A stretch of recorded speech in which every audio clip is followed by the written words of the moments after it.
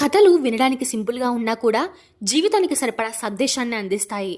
చిన్నప్పుడు మనం చదువుకున్న కథలు ఇప్పుడు నిజ జీవితాన్ని సాఫీగా సాగేలా చేసేందుకు ఉపయోగపడుతున్నాయి. అలాంటి ఒక మంచి కథ ఈరోజు మనం తెలుసుకుందాం. సో వీడియో ఎవరైతే చూస్తున్నారో మీ వంతు సపోర్ట్గా ఒక లైక్ చేసి సబ్స్క్రైబ్ చేసుకోవడం మాత్రం మర్చిపోకండి. ఇక కథలోకి వస్తే, ఒకసారి అడవిలోకి వేటగాడు ఏర్పాటు చేసిన వలలో పావురం చిక్కుకుపోయింది. దీంతో ఆ పావురానికి ఎలా బయటకు రావాలో అస్సలు అర్థం కాదు. ఎవరైనా సహాయం చేసే వాళ్ళు ఉంటారేమో అని అటూ ఇటూ చూస్తుంది.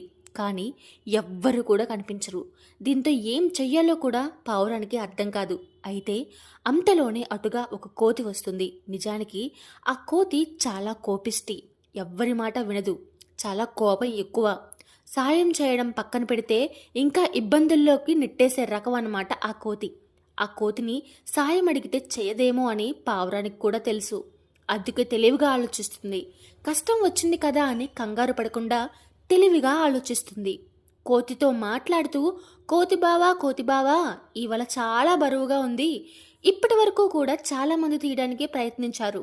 నువ్వు కూడా ఈ వలను ఎత్తలేవు. ఎలాగో నీ వల్ల సాధ్యం కాదు, నీ వల్ల అవ్వదు కాబట్టి నిన్ను నేను సాయం చేయమని అడగడం లేదు అని చెబుతుంది. దీంతో కోతికి ఒక్కసారిగా కూడా కోపం వచ్చేస్తుంది. కోతి నా బలం ఏంటో చూపిస్తాను, నాతోనే కాదంటావా, నా వల్ల అవ్వదంటావా అని ఆ వలని నేను ఎత్తుకోపోవడం ఏంటి అంటూ ఒక్క చేత్తో వలను విసిరేసి పడేస్తుంది. దీంతో పావురం తుర్రుమని అక్కడి నుంచి ఎగిరిపోతుంది. సో దీంట్లో నీతి ఏంటి? ఈ కథలో పావురానికి వచ్చినట్లే మన జీవితంలో కూడా కష్టాలు వచ్చాయనుకోండి, అయితే కష్టాలను భయపడి డీలా పడిపోతూ ఉంటాం. సమస్య పరిష్కారాన్ని ఆలోచించకుండా అనవసరంగా కంగారు పడుతూ ఉంటాం. నిజానికి ప్రతి సమస్యకు కూడా ఒక పరిష్కారం ఉంటుంది. ప్రశాంతంగా ఆలోచిస్తే సమస్యల నుంచి మనం బయటపడవచ్చు.